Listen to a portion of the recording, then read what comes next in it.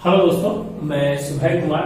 दोस्तों 67 बीपीएससी के लिए भी टॉपिक है जो बहुत इंपॉर्टेंट है और जो पिछले दिन जो एग्जाम्स हुए हैं बीपीएससी में उसमें जो क्वेश्चंस उठाए गए हैं उसी क्वेश्चंस पे जो हम फ्रेमिंग करेंगे उस पर चर्चा करेंगे और क्वेश्चन एक पार्ट से उठाकर है जो क्वेश्चन पूछ दिया है तो हम उसी पे चर्चा करेंगे।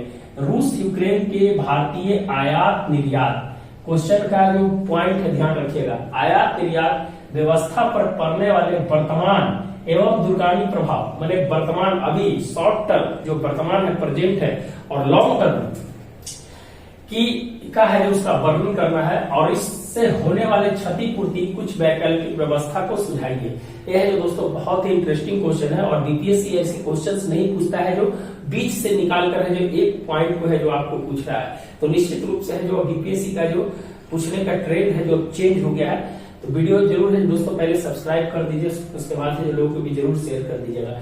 सबसे पहले तो हम बात करेंगे दोस्तों कि भारत और रसिया के बीच जो आयात निर्यात की जो स्थिति है वो है जो दोस्तों हमेशा है जो भारत है जो हमेशा व्यापार घाटा में ही रहता है रसिया के साथ, क्योंकि रसिया के साथ अगर आप बात करें तो रक्षा व्यापार जो है सबसे ज्यादा है जो रसिया के साथ होता है। दोस्तों सिप्री रिपोर्ट्स, कौन कौन रिपोर्ट्स की चर्चा करना है उसकी भी हम चर्चा करेंगे। सिप्री रिपोर्ट्स की चर्चा करना है, उसमें है जो इस पे है जो उसका निश्चित रूप से जो उसका प्रभाव है जो जरूर पड़ेगा। दूसरा चीज है कि अभी हम अगर हम बात करें दोस्तों तो भारत के साथ जो रूस का जो व्यापार है अभी वर्तमान की स्थिति में, तो उसका है जो एक डेटा है जो जरूर है जो आपको लिखना है, ये ध्यान रखिएगा। उसका डेटा है जो जरूर है जो लिखना है। उसको जब फ्रेमिंग कीजिएगा तो पहले आप फ्रेमिंग कर लीजिएगा उसको। तो है जो आयात और निर्यात का डेटा है जो देना बहुत जरूरी है, ये ध्यान रखिएगा। अगर हम बात करें दोस्तों भारत और रूस का अगर हम बात करें तो व्यापार जो है एक है जो ग्राफ अगर बनाना है तो ग्राफ बना दीजिएगा। तो 1997, 98 और 2022-23 के बीच अगर हम बात करें दोस्तों तो 4000 मिलियन अमेरिकी डॉलर का है जो व्यापार है जो होता था, वही है जो 2022-23 में है जो दोस्तों है जो 20,000 के आसपास, 19,000 कहीं कहीं 20,000 होता है। तो आप है जो 18,000 जो डेटा है उसी को है जो ले लीजिए। 18,000 जो इम्पोर्टेंट जो डेटा है उसी को हम बता देते हैं। 18,229 मिलियन अमेरिकी डॉलर ये है जो दोस्तों है जो व्यापार है जो यहाँ से उठकर 1997 से और 2022-23 तक है जो यहाँ पर है जो बढ़ गया है। अगर हम बात करें कि भारत के हिस्से में जो है जो रूस का व्यापार है वो 3.4% है और भारत का है जो दोस्तों है जो बहुत ही कम है। निश्चित रूप से जो ट्रेड की अगर बात करें, ट्रेड डेफिसिट की बात करें तो 16,323 जो अमेरिकी डॉलर है उसका है जो व्यापार घाटा है जो भारत का होता है। तो ये सब डेटा है जो जरूर है जो आपको लिखना होगा। निश्चित रूप से एक ग्राफ में है जो आप बना के इसको है जो जरूर है जो लिख दीजिएगा। तो ये है जो आयात निर्यात का एक है जो फॉर्मेट है जो जरूर है जो आप है जो ध्यान रखिएगा। हमें क्वेश्चंस को यहीं पर है जो शॉर्ट टर्म और लॉन्ग टर्म में है जो यहीं पर है जो आंसर है जो हमको दे देना है। अगर हम बात करें दोस्तों की भारत के साथ जो है जो इम्पोर्टेंस है जो प्रभाव पर है उस प्रभाव के क्षेत्र को है जो हम है जो जरूर है जो हमें है जो इम्पोर्टेंट क्या लिखना है वही है जो हमें है जो चर्चा है जो उस पर जो करनी है। ज्यादा है जो हमें इधर उधर जो भटकना नहीं है। तो दूसरा चीज है दोस्तों कि जो इम्पोर्ट हो रहा था, हम है जो आयात कर रहे थे, वो आयात तो है जो अगर ब्रेक हुआ, अगर आयात में अगर कमी आएगी तो क्या क्या है जो उसका प्रभाव पड़ेगा। तो परिवहन लागत है जो बढ़ेगा दोस्तों, लॉजिस्टिक रेट है जो बढ़ेगा। जब लॉजिस्टिक रेट बढ़ेगा दोस्तों तो निश्चित रूप से जो राजकोषीय है जो दबाव है जो पड़ेगा, राजकोषीय घाटा हो जाएगा। और तीसरा चीज है कि मुद्रास्फीति भी है जो कहीं ना कहीं है जो हाई रहेगी। इन्फ्लेशन का रेट है जो बढ़ेगा। जब इन्फ्लेशन का रेट बढ़ेगा दोस्तों तो लोगों के है जो जीवन पे है जो उसका सीधा असर है जो निश्चित रूप से है जो पड़ेगा। तो ये है जो कुछ है जो कहीं ना कहीं है जो इस पे है जो ध्यान रखिएगा। रसोई गैस, पेट्रोल, उर्वरक, ऊर्जा, ये सब है जो दोस्तों है जो कहीं ना कहीं है जो इसके रेट्स पे है जो कहीं ना कहीं इसका प्रभाव पड़ेगा और इसके चलते है जो रुपया का जो मूल्य है वो है जो हाई हो जाएगा। और निश्चित रूप से भारतीय अर्थव्यवस्था है जो इस दबाव में है जो झेलने के लिए कम से कम है जो इस स्थिति में आ जाएगी कि है जो उसका व्यापार है जो कहीं ना कहीं है जो असंतुलित रूप से हो जाएगा। लेकिन अगर हम बात करें दोस्तों, तो इसके जो वर्तमान स्थिति है, अगर एक पार्ट को अगर बोले तो है जो वर्तमान स्थिति में अगर हम प्रभाव पर बात करें तो ये है जो हम इसके वर्तमान प्रभाव पे जो लिख सकते हैं। हमें टू द पॉइंट ही क्वेश्चंस को लिखना है, हमें इधर उधर नहीं जाना है। दूसरी चीज कि इसके दूरगामी प्रभाव है जो क्या पड़ेंगे। दूरगामी प्रभाव अगर हम बात करें दोस्तों इसमें, तो ये सब चीज की जो समस्या तो हो गई। दूसरा चीज की रिलेशंस जो है, सबसे पहले जो अगर हम बात करें इसमें तो रिलेशंस, दूरगामी प्रभाव में अगर हम बात करें, दूरगामी प्रभाव में अगर बात करें दोस्तों, इसका दूरगामी प्रभाव में अगर बात करें तो इससे तो है एक तो राजनीतिक अस्थिरता का दौर तो आएगा ही आएगा। राजनीतिक अस्थिरता का है जो दौर है जो इसमें है जो निश्चित रूप से है जो सबसे पहले है जो इसकी समस्या है जो देखने के लिए मिलेगी। दूसरा चीज है कि जो हमारा जो रूस के साथ जो संबंध है, जैसे मान लीजिए कि हमें अभी मान लीजिए कि 370 हो गया या आतंकवाद के जैसे मुद्दे पर अगर हम रूस के साथ अगर मेरा रिलेशन अगर कहीं ब्रेक होता है तो यहाँ पर है जो चीन और यहाँ पाकिस्तान है, तो इससे निपटने के लिए जो रूस कहीं ना कहीं है जो हमसे है जो मुंह मोड़ सकता है। तो इसके जो सामरिक और जो अंतर्राष्ट्रीय वैश्विक जो विदेश नीति है उसमें है जो उसका है जो प्रभाव पड़ेगा। दूसरा चीज है कि जो ट्रस्ट पार्टनर है, जो ट्रस्ट पार्टनर है उसमें भी है जो कहीं ना कहीं है जो समस्या आएगी। तो इसको मेंटेन करने के लिए है जो दोस्तों है जो दूरगामी प्रभाव में अंतर्राष्ट्रीय रिलेशंस में दूरगामी प्रभाव जो देखा जाता है वो आज के कम से कम 5 बरस 10 बरस की जो स्थिति है उससे है जो कंपेयर करना पड़ता है। तीसरा चीज है कि दोस्तों हमारा जो है रक्षा सौदा जो होता है, सीपरी रिपोर्ट्स के अनुसार जो है 47% है जो हम लोग रूस से करते हैं, तो निश्चित रूप से ये है जो कहीं ना कहीं है जो हमारा है जो ब्रेक करेगा तो जो हमारी की जो रक्षा जो आत्मनिर्भरता है कहीं ना कहीं है जो यहाँ पर है जो क्रॉस करेगी। तो इस पे भी है जो हमें है जो इसके बारे में भी है जो हमें लिखना है। दूसरा चीज है कि दोस्तों भारत अभी है जो उभरते हुए क्षेत्र में तो दुर्लभ मुद्रा जो है 15 या 17 दुर्लभ मुद्रा का है जो बहुत बड़ा भंडार है जो दोस्तों है जो कौन है वो है जो रूस है। तो वहां से अभी मान लीजिए कि सेमीकंडक्टर हो गया या हम परमाणु ऊर्जा की जैसे पुनः कुंडलम में हमें जो रूस का है यूज कर रहे हैं वहां पर, तो उसमें है जो कहीं ना कहीं भी समस्या आ जाएगी।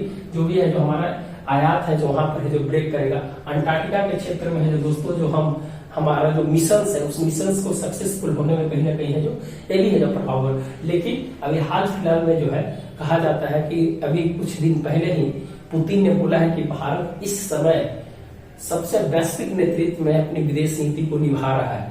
अपने संप्रभुता और अपनी जो अंतर्राष्ट्रीय राजनीति के अंदर जो बातें होती है वो है जो स्पष्ट तरीके से रख रहा है। निश्चित रूप से कुछ मुद्दे पर है जो रूस का है जो विरोध किया, चाहे है जो आपका 4 क्षेत्र जो मिला लिया था, यूक्रेन का जो 4 क्षेत्र को मिला लिया था उस पर जो वोटिंग हुआ था उसमें है जो भारत ने जो नकारात्मक में वोट दिया था। तो 2 ऐसे जगह मुद्दे हैं जहां पर भारत रूस के विरोध में है जो वोटिंग किया है, वोटिंग नहीं किया है, वो है जो प्रस्ताव में है जो वो है जो विरोध किया है, बाद में जो उपस्थित रहा है। तो 2 ऐसे मुद्दे पर भी जो देखने के लिए मिला है। आज की अगर हम बात करें दोस्तों तो रूस ने एक प्रस्ताव लाया था कि रूस ने इसको हम आगे चर्चा करते रहेंगे। ये सब चीजें तो आपको लिखना है, व्यापार ही से रिलेटेड है, दूरगामी प्रभाव, आयात निर्यात और उसका दूरगामी प्रभाव दोनों को है जो हमको लिखना है। आज की अगर हम बात करें दोस्तों तो आज जो है रसिया ने है जो जैविक रूस के ऊपर है, रूस ने यूक्रेन के ऊपर बोला कि एक है जो जैविक हथियार के रूप में जो प्रयोग कर रहा है, जैविक हथियार बनाने के रूप में प्रयोग कर रहा है। तो उस पर है जो वोटिंग हुआ था उसमें भारत आज भी उपस्थित रहा है। 2-13 से जो प्रस्ताव गिर गया है दोस्तों। चीन और एक देश है जो रूस खुद था और 13 देश है जो विरोध में किया है। 13 देश में कुछ देश जो थे वो है जो उपस्थित रहे, कुछ है जो वोटिंग किया है, लेकिन है जो 2-13 से जो प्रस्ताव गिर गया है। डर्टी बम जैसे है जो मुद्दे पर भी है जो कहीं ना कहीं जो भारत का है जो रुख है जो कहीं ना कहीं है जो रसिया के फेवर में ही हमेशा है जो रहा है। तो इस पे हम कह सकते हैं कि इसके वैकल्पिक उपाय हमें है जो इतना ही है जो आयात निर्यात के क्षेत्र में लिखते हुए और है जो हमें है जो क्या क्या है जो इस पे जो हम भारत के साथ क्या क्या है जो आयात करते हैं उस पे भी है जो कुछ है चर्चा करेंगे। तेल उर्वरक जो अगर हाल फिलहाल में अगर बात करें दोस्तों तो तेल है, उर्वरक है, तेल और उर्वरक का अगर बात करें तो 91% तेल और उर्वरक 91% है जो दोस्तों हम ले रहे हैं। उसमें तेल का 0.2% जो मैंने वैश्विक का जो हम लेते हैं उसका वैश्विक है जो 0.2% है जो तेल है जो खरीद रहे हैं, ये ध्यान रखिएगा। और उर्वरक, ये सब फर्टिलाइजर हो गया, ऊर्जा हो गया, इसकी हम चर्चा कर ही दिए। तो ये सब चीज है जो निश्चित रूप से है जो लिखना है। फिर अगर हम बात करें दोस्तों की इसके क्षतिपूर्ति के लिए कुछ वैकल्पिक व्यवस्था को सुझाने के लिए जो बात बोला है, क्वेश्चन सर बोला है कि कुछ क्षतिपूर्ति जो है अगर कुछ समस्या आ रही है तो इसके लिए क्या करेंगे। तो दोस्तों आप जानते हैं कि IPEF है जो क्वाड में है जो बना था, इंडो पैसिफिक इकोनॉमिक फ्रेमवर्क, इसके माध्यम से भारत है जो जा रहा है। इसमें ऊर्जा का सबसे बड़ा है जो इसमें मुद्दा ही है जो सबसे ज्यादा ऊर्जा था, इसमें 13 देश है जो इसमें शामिल थे। इसमें उसमें भारत ने जो कहा कि है ये है जो ऐसी समस्या आ रही है। दूसरा है कि G7 यूरोपीय यूनियन और भारत का सहयोग है जो इस वैकल्पिक उपाय क्षतिपूर्ति के लिए क्या करेगा, मिडिल ईस्ट कंट्री से है जो भारत है जो अपना है जो तेल आयात करेगा किसी प्रकार का है, अगर मान लीजिए कि तो इस सब देशों को है जो इस सब संगठन को है जो चर्चा है जो जरूर कर देनी है, ये ध्यान रखिएगा। आप अगर इस सब संगठन की चर्चा करते हैं तो क्षतिपूर्ति जो है भारत का है जो वैकल्पिक व्यवस्था के लिए क्या करेगा, तो इस सब देशों के साथ सहयोग लेकर है जो भारत है जो आगे बढ़ सकता है। भारत के बारे में ये मैं कहा, अमेरिका कहता है कि भारत अपना व्यापार है जो वर्तमान में है जो रूस के साथ बंद कर दे, नहीं तो युद्ध का मामला है धीरे धीरे और है जो बढ़ते चला जाएगा, तो समस्या है जो वैश्विक हो जाएगी। जब वैश्विक समस्या हो जाएगी तो जो कहीं ना कहीं अभी जो मंदी के दौर से गुजर रहा है और है जो स्थिति है जो खराब हो जाएगी। तो भारत है जो कह रहा है कि हम अपनी विदेश नीति को संतुलित करेंगे और हम अपनी जो स्टैंड है उस स्टैंड को वो है जो ट्रैक डिप्लोमेसी के माध्यम से है जो एक संतुलन वातावरण में है जो सभी देशों के साथ है जो काम करेंगे। हमें किसी के ऊपर है जो दबाव देने की बात नहीं है, लेकिन भारत है जो हमेशा है जो युद्ध का सपोर्ट कभी नहीं किया है, हमेशा शांति और स्थिरता, समृद्धि और विकास का है जो हमेशा सपोर्ट किया है। इसीलिए भारत को वैश्विक संतुलन और वैश्विक नेतृत्व के रूप में भी है जो वर्तमान में जो देखा जा रहा है। तो हमें आयात निर्यात, एक्सपोर्ट इंपोर्ट की है जो चर्चा उसमें करनी है। एक दो रिपोर्ट्स है, उस रिपोर्ट्स की भी चर्चा करनी है। इस रिपोर्ट्स पे हमेशा दो बैठक होती है दोस्तों, एक व्यापार आर्थिक वैज्ञानिक और तकनीकी बैठक एक अलग से होती है। भारत रूस के बीच में व्यापार आर्थिक तकनीकी एक बैठक होती है, एक साल भर में दो जो बैठक होती है उसकी है जो चर्चा कर देनी है। इस बैठक को, इसका नाम है IRIGC टेक, इसका नाम है IRIGC टेक एक बैठक होती है। और दूसरी बैठक सैन्य तकनीक के लेकर होती है दोस्तों। दूसरा जो बैठक होती है वो है जो सैन्य तकनीक को लेकर होती है, तो उस पर भी है जो इसका भी दोनों पर चर्चा है जो हमको कर दे रहा है। दूसरी चीज कि अगर हम बात करें तो भारत ने जो रक्षा सौदा जो है, भारत रक्षा सौदा की जरूर चर्चा करनी है, ये ध्यान रखिएगा। भारत अगर रक्षा सौदा की अगर हम बात करें तो भारत है जो रक्षा सौदा 47% जो लेता है उसमें है जो ब्रह्मोस्त्र का हो गया। अभी है जो देख रहे हैं कि AK-203 राइफल्स की बात हो रहा है, अभी जो अमेठी के आसपास में है जो बढ़ रहा है। दूसरा है जो परमाणु ऊर्जा की अगर हम बात करें दोस्तों तो उससे हो रहा है। S-400 की हम बात करें उससे हो रहा है। फिर है जो दोस्तों और है जो नैनो टेक्नोलॉजी, बायोटेक्नोलॉजी, इस सब पर है जो दोस्तों है जो कहीं ना कहीं है जो इस पे भी है जो काम कर रहा है। तो इस पे जो हमें जो पूरी तरह से जो ध्यान देने की जरूरत है। रक्षा सौदा हमें बहुत इंपॉर्टेंट है कि हमारा दोनों पड़ोसी देश है जो चीन और पाकिस्तान है जो हमको ऐसे समय में है जो कहीं ना कहीं जो धोखा दे सकता है, ताकि इस समय से रूस है जो वहां पर है जो भारत है जो काम कर सकता है। कुछ हम संगठन की चर्चा किए और संगठन जो भारत रूस है वहां पर है जो ब्रिक्स की हो गया। दूसरा हो जाएगा SCO की चर्चा हम जो कर देंगे। SCO की चर्चा जो ध्यान, कुछ सिल्क रूट्स है जो दोस्तों है जो भारत के साथ है जो बनाया गया है। 2+2 वार्ता जो होती है रसिया के साथ, इसका भी हम जो चर्चा कर देंगे। इंडिया रसिया जो शिखर बैठक होती है इसकी चर्चा कर देंगे, जो इसमें है जो विशेष प्रकार की है। तो इसमें सभी प्रकार के जो क्षतिपूर्ति के लिए क्या करना चाहिए, अंतर्राष्ट्रीय वैश्विक स्थिति में क्या हमको करना चाहिए, उस पे है जो हमें चर्चा है जो करने की जरूरत है। हमें लिखते समय इस चीज को जरूर ध्यान देना है कि वर्तमान जो क्वेश्चंस पूछ रहा है उस क्वेश्चंस पे है जो हम है जो जा रहे हैं कि नहीं जा रहे हैं। तो हमें आयात निर्यात और वर्तमान एवं दूरगामी प्रभाव और इसके क्षतिपूर्ति की कुछ वैकल्पिक व्यवस्था सुझाने की है जो बात किया गया है। इस पे जो करीब करीब है जो आपका सब पार्ट है जो आपका है जो जुड़ने का ये प्रयास करेगा। वीडियो अच्छा लगे एक्चुअली और बताते हैं कि मेंस का जो आंसर होता है दोस्तों, ये है जो आपके काल्पनिक माने आप जो सोच रहे हैं उसके ऊपर होगा, और जो वर्तमान की जो स्थितियां हैं उस पे है जो आपको आंसर है जो लिखना पड़ेगा। ये नहीं कि रूस यूक्रेन पूछा तो पूरा है जो कहानी है जो उसका रूस यूक्रेन का हम लिख दिए, वो नहीं। हमें 70% जो क्वेश्चन के ऊपर है जो बात करनी है, आयात निर्यात की व्यवस्था पर पड़ने वाले वर्तमान एवं दूरगामी प्रभाव का वर्णन करना है। हमें ना कि रूस यूक्रेन के ऊपर है जो युद्ध के ऊपर बात करना है, ध्यान रखिएगा।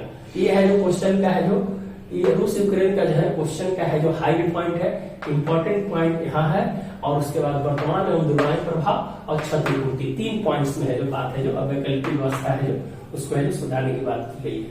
तो ये जो दोस्तों क्वेश्चन का यही सार था, आप जो इसको लिखिएगा, लिखकर है जो देखिए, अगर अच्छा लगे तो निश्चित लाइक एंड सब्सक्राइब जरूर कीजिएगा। धन्यवाद दोस्तों, मिलते हैं नए वीडियो के साथ। धन्यवाद।